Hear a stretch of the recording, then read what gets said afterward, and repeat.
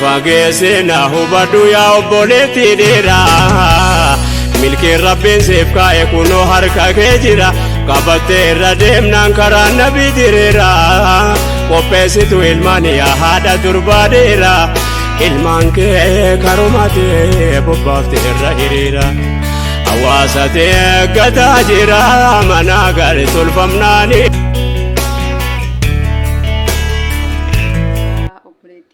Tana kadini baratte galman geette sadarkaa kan argite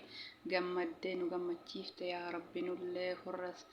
akka isii kanatti barate waan gaarii mul'isee bakka guddaa galma gaarii ga'ee quraana kattamee gammachuu akkanaa tana yaa rabbi obboleewwan keenya hundaafuu kenni nu maraafuu kenni yaa rabbi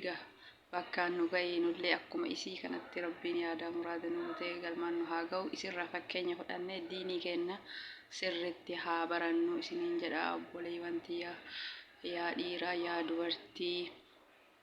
mucattii tana laallee nullee baratuu qabnaa yeroon keenya barumsa malee akka bilaashatti nurraan dhumne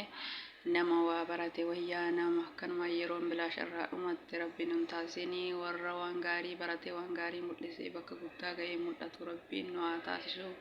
walumaanuu maashaallah tabaarakallah hedduu nu boonsiste hedduu nu gammachiiste rabbi ammallee kana caalu hunda bakkaan isii haa ga'u nu maraa